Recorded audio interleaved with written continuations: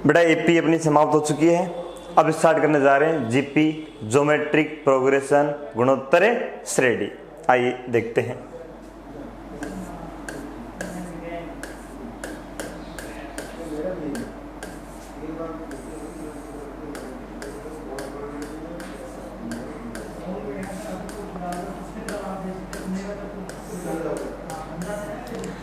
बात करते हैं जीपी होती क्या है, इसकी पहचान क्या है।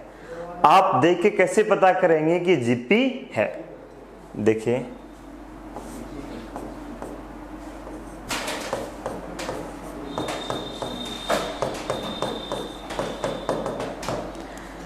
आपको याद है मैंने एपी में आपको बताया था कि कॉमन डिफरेंस चारों अंतर समान होना चाहिए। जीपी के अंदर कॉन्सेप्ट है बेटा कॉमन रेशियो, चारों अनुपात इक्वल होना चाहिए। डिवाइड कीजिए 2/1, 4/2, 8/4, 16/8। ये डिवाइड कीजिए कितना आ रहा है, तो ये भी 2 आ रहा है, 2 आ रहा है। यानी आप देख रहे हैं कॉमन रेशियो चारों अनुपात समान आ रहा है, तो उसे कहते हैं बेटा ज्योमेट्रिक प्रोग्रेशन जीपी। ठीक है, अब बात करते हैं व्यापक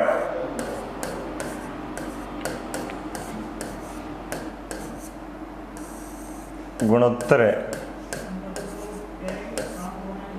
श्रेणी। व्यापक गुणोत्तर श्रेणी देखिए बेटा, इसकी शुरुआत बेटा ए से करते हैं। यानी जीपी के प्रथम पद को ए से डिनोट करते हैं। फिर मैंने दूसरे पद को ए आर लिखा बेटा, क्यों? क्योंकि कॉमन रेशियो चारों अनुपात समान है, तो मैंने आर से मल्टीप्लाई कर दिया। फिर मल्टीप्लाई कीजिए ए आर स्क्वायर, फिर मल्टीप्लाई कीजिए ए आर क्यूब। अब देखिए बेटा, यदि ये जीपी है तो जीपी के अंदर आपको पता है कि कॉमन रेशियो चारों अनुपात क्या होता है बेटा, समान होता है। आप डिवाइड करके देख लीजिए, डिवाइड करो बेटा, कॉमन रेशियो क्या आ रहा है, सेम आ रहा है। ठीक है, तो मेरे प्यारे प्यारे बच्चों, इसे मैं T1 से डिनोट कर रहा हूं। किससे? T1 से। T1 यानी फर्स्ट टर्म, प्रथम पद। ठीक है, इसे मैं T2 बोल रहा हूं, इसे T3, इसे T4। जब हमने एपी पढ़ी थी तो मैंने बताया था कि पद चाहे कोई सा भी हो, डी का कोफिशिएंट एक कम आता है। अब जीपी पढ़ रहे हैं, अब मैं बोल रहा हूं, आप देखिए, नोटिस कीजिए, पद चाहे कोई सा भी हो, आर की पावर हमेशा एक कम आती है। देख लो बेटा, 4 3 3 2 2 1। मैं आपसे पूछूं कि मेरे प्यारे प्यारे बच्चों T10 कितना आएगा, आप बताएंगे कि सर बड़ा आसान है, एक कम आ जाएगा, ए आर की पावर है 9। बोलो, मैं आपसे पूछूं कि बेटा T22 कितना आएगा, आप बोल देंगे सर ए आर की पावर 21 आएगा। मैं आपसे पूछूं कि Tn कितना आएगा, आप बोलेंगे सर आप कुछ भी पूछिए ना, जो भी होगा आर की पावर एक कम आएगी। आप बताएंगे ए आर की पावर n-1। और मेरे प्यारे प्यारे बच्चों, आप देखो बातों बातों में फॉर्मूला भी तैयार हो गया बेटा। आपको फॉर्मूला याद करने की आवश्यकता ही नहीं, भी पद कोई सा भी हो, आर की पावर एक कम आएगी, ये हमारा फॉर्मूला बन गया। ठीक है, अब नोटिस करें, हमने एपी पढ़ी, आज हम जीपी पढ़ रहे हैं। क्या नया है बेटा, ए वहां भी था, यहां भी है, दोनों का मीन्स भी सेम है बेटा। ए का मतलब प्रथम पद था, यहां भी क्या है, प्रथम पद। एन वही same, total number of terms, कुल पदों की संख्या। Tn सेम, nth टर्म, nवां पद या लास्ट टर्म, अंतिम पद। चेंज क्या हुआ है, आर। वहां क्या था, डी, कॉमन डिफरेंस चारों अंतर, और यहां क्या है, आर। इसे बोलते हैं कॉमन रेशियो सार अनुपात, इसे बोलते हैं कॉमन रेशियो।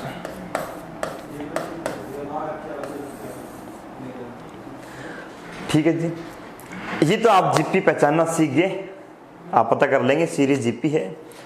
ये टीएन हमारे पास आ गया, बेसिक बातें बेटा सारी होगी, फॉर्मूला भी आपके सामने आ गया।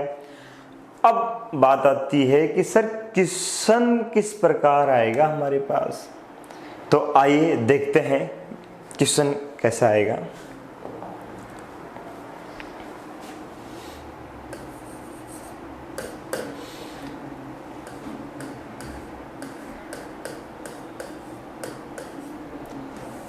गुणोत्तर श्रेणी के पीवे कीवे तथा आरवे पद क्रम से A, B, C हो तो A की power Q minus R dot B की power R minus P, C की पावर P माइनस Q बराबर। ये क्वेश्चन है इंग्लिश में, P terms, Q terms and R terms of GP are respectively A, B, C, then A की power Q minus R dot means बेटा multiply है, B की power R minus P dot C की power P minus Q is equal to. ये question आपके सामने आया। Option है इसके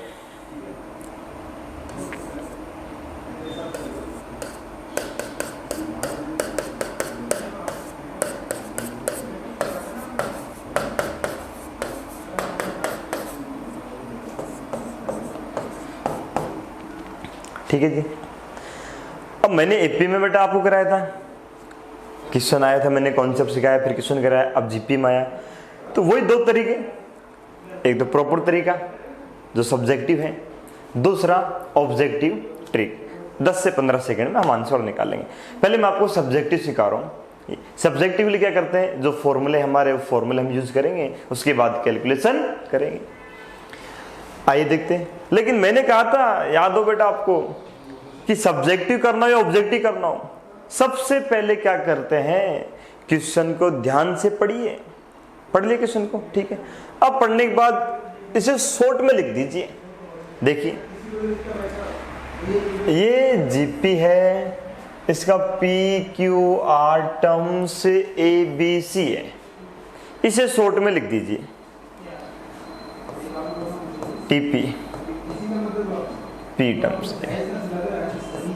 क्यू बी आर, ये होगा, ठीक है जी।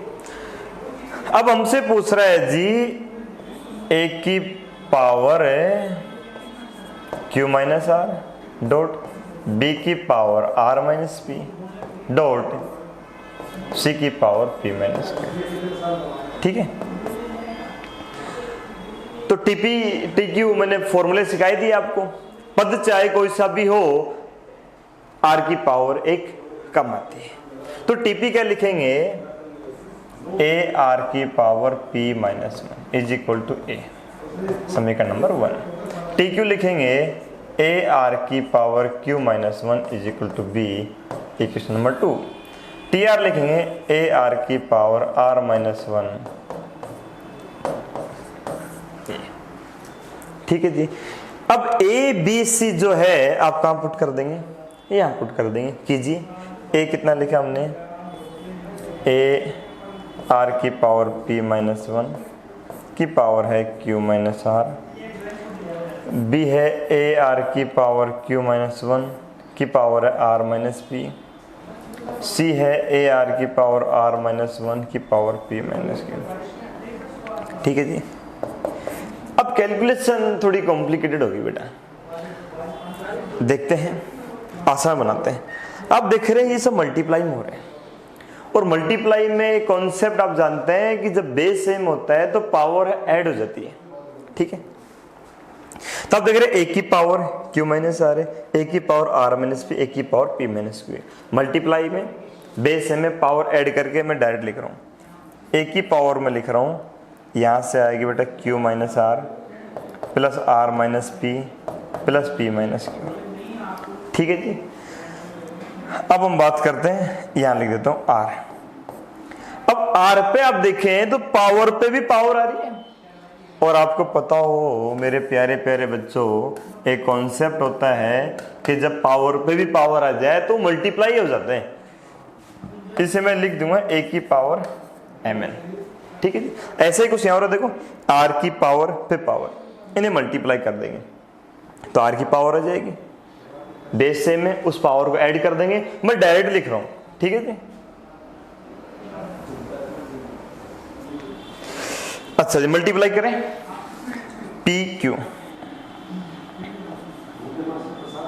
PQ minus PR minus Q plus R।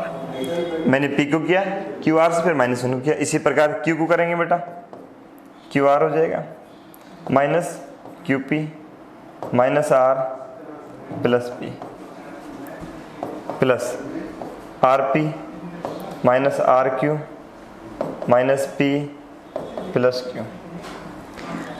अब बेटा कैलकुलेशन देखिए, ये तो बेटा देखो Q minus plus minus R plus R minus P plus P cancel हो गए, PQ प्लस के माइनस के देखो बेटा ये आ गए, माइनस का PR प्लस का PR, ये मिल गया PR minus Q plus Q plus R minus R plus QR minus QR plus P minus P।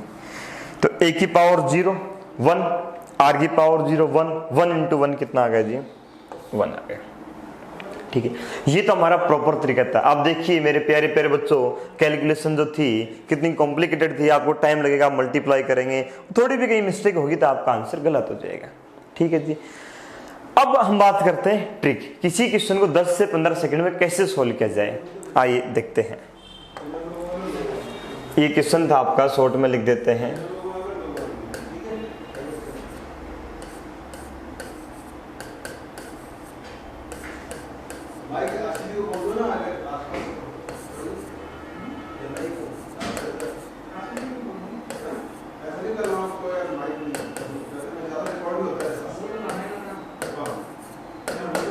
ये होगा जी, ट्रिक हमारी कहती है, मैंने बताया था कि अल्फाबेट है उसकी वैल्यू पुट कर देंगे।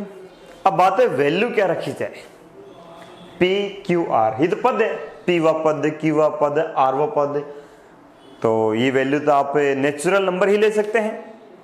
अब नेचुरल नंबर में जितनी बड़ी लेंगे टाइम उतना लगेगा, तो ऐसा करते बिल्कुल छोटी संख्या लेते हैं कि हमारा आंसर जल्दी आए। तो हमेशा की तरह आज भी क्या लेंगे 1 2 3। तो क्या क्या जी हमने P is equal to 1, Q is equal to 2, R is equal to 3, ठीक है जी, हो गई। अब बात है A B C, ये वैल्यू आप ऐसा नहीं है कि जो मन क्या ले लिया, मेरे प्यारे प्यारे बच्चों ये जीपी में है, और जीपी में एक बात याद रखना, कॉमन रेशियो सारों अनुपात समान होना चाहिए, फिर आप चाहे कुछ भी ले सकते हैं। अब क्या ले, तो मेरी नजरों में तो सबसे आसान है 1 2 4। एपी में थी 1 2 3, डिफरेंस सेम था बेटा 1 2 3, डिफरेंस सेम है। अब मैंने ली 1 2 4, आप देख लो डिवाइड कर लो बेटा, रेशियो क्या है सेम आ रहा है। बाकी आप चाहें तो 10 100 1000 ले लो बेटा, कर लो डिवाइड बेटा, सेम आ रहा है बेटा, बट कैलकुलेशन बेटा टफ हो जाएगी, समझ रहे हैं आप बेटा। अच्छा जी, तो क्या लिया हमने, a is equal to 1, b is equal to 2, c is equal to 4, ठीक है जी। ये वैल्यू यहां पुट कर दो, क्वेश्चन आपका होगा t1 is equal to 1, pqr abc की जो वैल्यू आपने लेट की ही यहां पुट कर दीजिए, t2 आ गया 2, और T3 कितना हो गया 4। ठीक है जी। अब क्या करते हैं, ये क्वेश्चन हो गया, आप भूल जाइए इसे, क्वेश्चन आपका ये हो गया। अब आप देखो यहां वैल्यू पुट करनी, ए कितना है जी 1 की power Q minus R, Q minus R कितना आएगा जी -1। बी कितना है 2, R minus P 3 minus 1 2, C कितना है 4, P माइनस Q -1 आ गया जी। मैंने कुछ नहीं किया, जो वैल्यू थी मैंने यहां पुट कर दी। अब कैलकुलेशन है, ये 1 ये 4 1/4 कैंसिल हो गए, कितना आ गया 1, और आपका 1 आंसर तो बेटा हो गया सोल्व। ठीक है जी। तो इस टाइप से जब भी क्वेश्चन आएगा आप पुट कर देंगे। अच्छा जी, जीपी के अंदर बात करें, क्वेश्चन जो है वो सबसे ज्यादा क्वेश्चन जो आते हैं प्रीवियस ईयर के, जो हमने पेपर देखे तो वहां से एनालिसिस किया, सम ऑफ इनफाइनाइट जीपी, अनंत जीपी का योगफल, या बोले जीपी के अनंत पदों का योगफल, सबसे ज्यादा क्वेश्चन यहां से आते हैं। तो पहले हम n पदों का योगफल पढ़ते हैं, सम ऑफ n टर्म्स, उसके बाद इन्फिनिटी अनंत पदों का योगफल पढ़ेंगे, फिर उस पर क्वेश्चन करेंगे। आइए देखते हैं।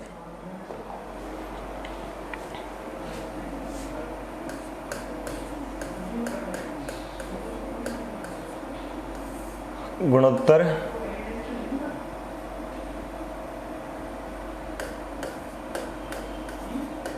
श्रेणी के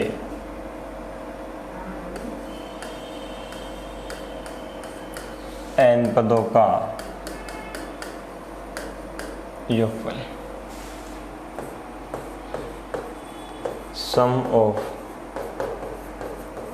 n terms of a GP.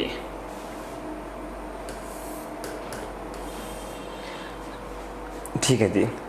जैसे एपी में पढ़ा था सम, इसी प्रकार जीपी में हम सम पढ़ रहे हैं। सम को एसएन से डिनोट करेंगे बेटा, एस यू एम सम, योगफल एन पदों का योगफल। एसएन इज इक्वल टू लिखेंगे समेशन टी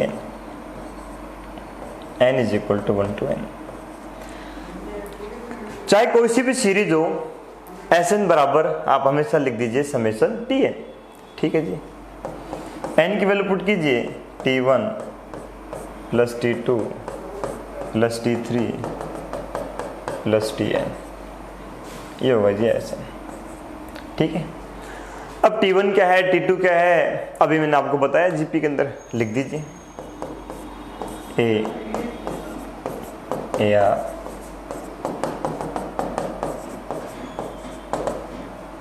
ये। ठीक है जी। अब मैंने क्या किया, आर से बोथ साइड मल्टीप्लाई कर दिया, कर सकते हैं सर, कोई दिक्कत नहीं। मैंने आर से बोथ साइड मल्टीप्लाई कर दिया। जब मैं यह लिखा मैंने, तो एक पद शिफ्ट करके मैंने लिख दिया। कैसे, आर से मल्टीप्लाई कीजिए, इसे करेंगे आर से ए आर आएगा। ए आर को मैं यहां ना लिख के मैं यहां लिख रहा हूं, ए आर को करेंगे ए आर स्क्वायर आएगा, इसे करेंगे ए आर की पावर एन आएगा। ऐसा मैंने क्यों किया आपको भी समझ में आ जाएगा। अब मैं माइनस कर रहा हूं, शायद समझ गए होंगे आप। इससे क्या हुआ, ए आर कैंसिल हो गए, ये कैंसिल हो गए, यानी फर्स्ट और लास्ट को छोड़ दीजिए, बाकी सब कैंसिल हो गए। माइनस कीजिए, एस एन कॉमन आ जाएगा, ये ए माइनस ए आर की पावर एन, तो एस एन आपके पास आ गए, ए कॉमन ले लीजिए,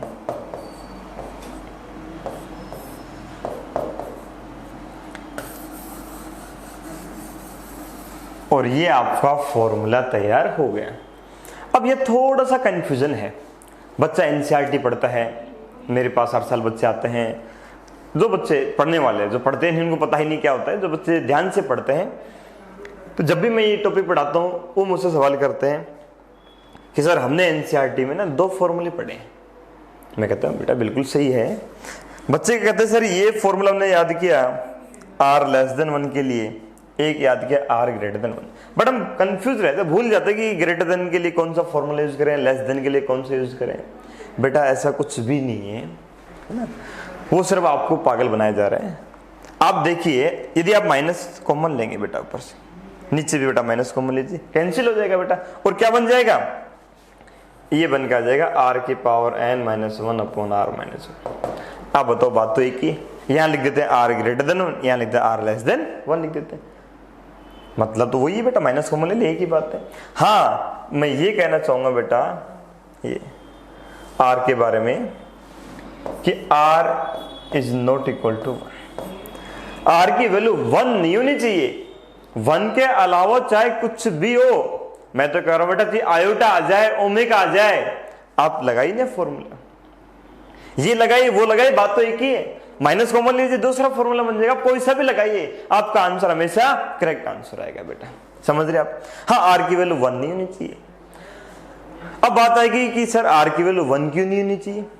बेटा कॉमन सेंस आप रख के देख लीजिए, आप 1 रखेंगे 0.0 बन जाएगा, और 0.0 आप जानते हैं लिमिट के अंदर इनडिटरमिनेंट अनिर्धारित रूप होता है, ठीक है। फिर आपके माइंड में सवाल आया कि यदि r की वैल्यू 1 हुई तो फिर क्या करेंगे हमें, तो फिर मैं बताऊंगा बेटा क्या करेंगे। देखिए, आइए आगे देखते हैं इसी को। आपके पास Sn आया था a प्लस AR स्क्वायर, ये Sn था, ठीक है। हम कह रहे हैं इफ यदि r इज इक्वल टू 1, आप 1 रखिए ना बेटा r की value, a plus a plus a plus a, ठीक है। n टाइम्स हो गया तो कितना हो जाएगा n, फॉर्मूले क्या हो सकता है, नहीं बेटा, समझ गए, ये है। और वैसे मैं आपको नॉलेज के लिए बता दूं, r की वैल्यू 1 है ना बेटा, ये देखो आपके सामने जो सीरीज आई, आप ध्यान से देखो, ये APB है, कैसे, डिफरेंस देख लो, सेम आ रहा है, और ये HP भी है। हालांकि मैंने HP आपको पढ़ाया नहीं, आगे पढ़ाऊंगा HP, तो आप समझ जाएंगे, ये HP भी है, ये AP GP HP तीनों सीरीज होगी बेटा। जब r की वैल्यू 1 होती है ना, तो तीनों सीरीज, r की वैल्यू 1 का मीन्स क्या है कि आपका नंबर रिपीट हो रहा है, एक ही नंबर बार बार आ रहा है। For example 2 plus 2 plus 2 plus 2, कोई सा ही नंबर ले लो, 2 3 4, जो भी, एक ही नंबर बार बार रिपीट हो रहे हैं, तो सीरीज AP GP HP तीनों होती है, ठीक है। आगे आपको बता दिया जाएगा। अच्छा जी, ये तो Sn हो गया। अब बात करते हैं अनंत पदाजय, और मेन तो वही है, क्वेश्चन वहीं से आते हैं। देखिए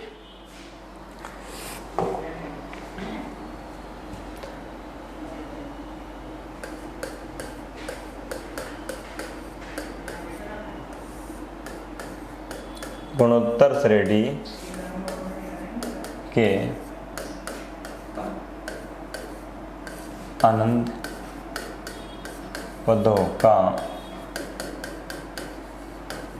योगफल, sum of infinite terms of,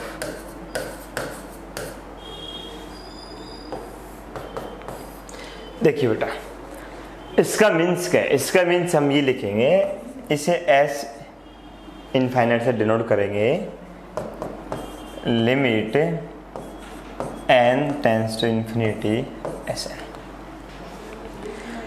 Sn का मीन्स आप जानते हैं, n पदों का योगफल।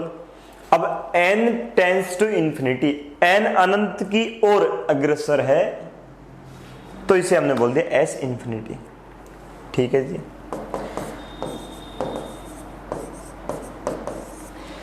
Sn लिख दीजिए,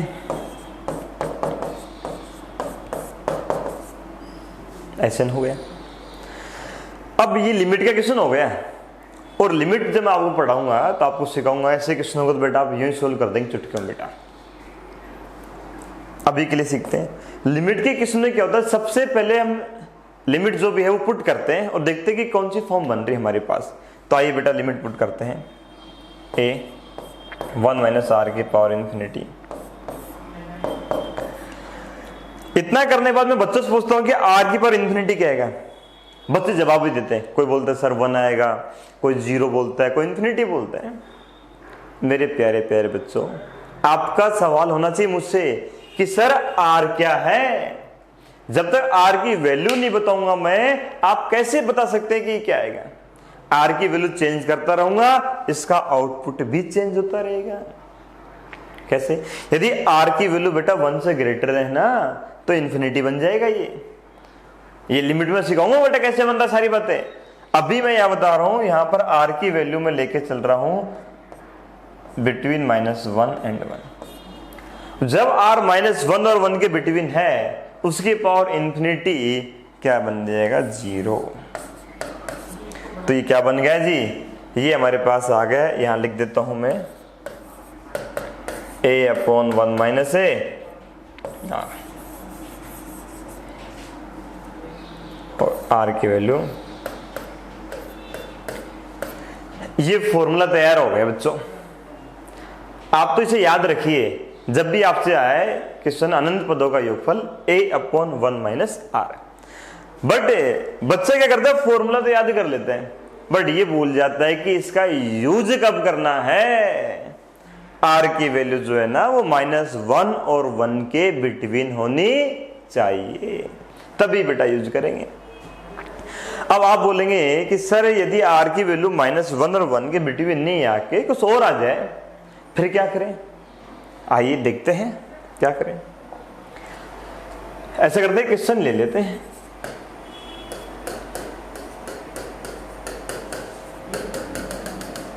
ये क्वेश्चन आ गए, हमें ये सम करना है। अब बच्चे ने देखा कि जीपी है और जीपी है, सर ने बताया था, तुरंत बच्चा ये लगाता है। और a1 है, r डिवाइड कर ले 2 आ गया, -1 आंसर आ गया। गलत बेटा। आप बोले सर कैसे, आपने फॉर्मूला बताया, हमने लगा दिया। बेटा कैलकुलेशन बिल्कुल सही है, कैलकुलेशन है सही है, बट आंसर गलत है। कैसे? कॉमन सेंस है। आप देखिए, आपकी सीरीज इंक्रीज हो रही है, 1 + 2 + 4 + 8, ये लगातार बेटा इंक्रीज होता जा रहा है बेटा, और इंक्रीज होता जाएगा, ऐड होता जा रहा है बेटा। क्या बनेगा? इनफाइनाइटी आएगा। कॉमन सेंस है, फॉर्मूले की आवश्यकता ही नहीं है। बोलनी सर हम तो फॉर्मूला लगाएंगे। तो मेरे प्यारे प्यारे बच्चों, मैंने अभी क्या बताया था आपको, फॉर्मूला लगाने के लिए आर की वैल्यू -1 और 1 के बिटवीन होनी चाहिए। यदि आर की वैल्यू इसके अलावा आती है तो इस फॉर्मूले का यूज नहीं करेंगे। और आर की वैल्यू यहां कितनी आ रही है? 2 आ रही है। आर कैसे निकालते हैं? डिवाइड कर लो। ये यानी आर जो है वो हमारा होता है T2/T1, या बोल दे आप T3/T2, ये होता है। इसके अलावा आ रहा तो कॉमन सेंस है, सीरीज इंक्रीज हो रही है, इनफिनिट आएगा। नेगेटिव में आ रहा -इनफिनिट आएगा। ठीक है, मैं तो करूं, यदि आर की वैल्यू सपोज कीजिए, यदि क्वेश्चन आपका ये भी क्वेश्चन यदि होता ना, तो भी आपका आंसर इन्फिनिटी होता। भाई इंक्रीज नहीं हो रही, बट ऐड तो इंक्रीज हो रहा है ना, 2 + 2 + 2 + 2, ये तो इंक्रीज हो रहा है ना, ऐड करते जाएंगे, ये तो इनफिनिटी आएगा। भाई इनफिनिट का मीन्स क्या है? कि आपकी सीरीज बढ़ती जा रही, बढ़ते जा रहे, चलते जा रहे, चलते जा रहे बेटा, चलते रुक ही नहीं रहे बेटा, वो होता है बेटा इनफिनिट। तो इनफिनिटी आएगा, समझ गए? हाँ, यदि मैं आपको क्वेश्चन लिखता,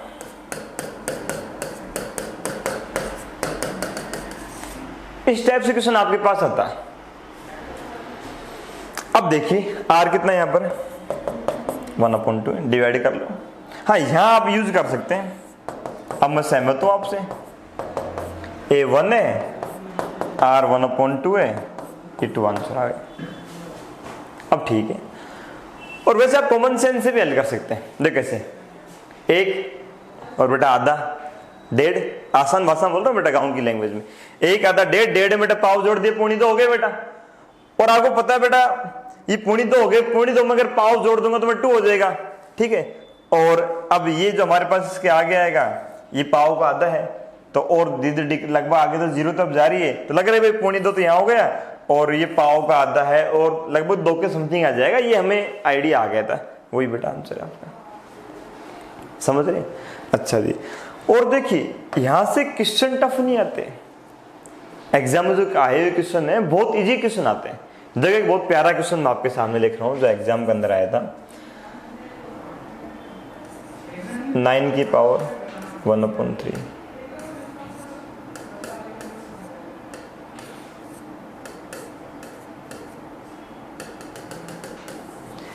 ये क्वेश्चन है भाई, ये किसके बराबर है, इसका मान ज्ञात कीजिए, इज इक्वल टू। अब एग्जाम में जब क्वेश्चन आता है, अभी तो आपको पता है मैं जीपी पढ़ा रहा हूं तो आप तुरंत सोल्व कर देंगे, बेटा हम एग्जाम में बैठे हैं वहां सोचते हैं, सब कुछ हमारा पढ़ा हुआ है, ठीक है जी।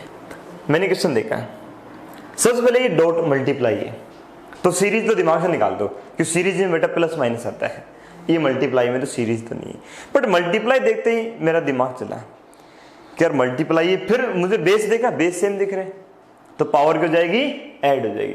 आगे क्या होगा वो बाद में देखेंगे, पहले इतना कर देते हैं। मैंने क्या किया, पावर को ऐड कर दिया,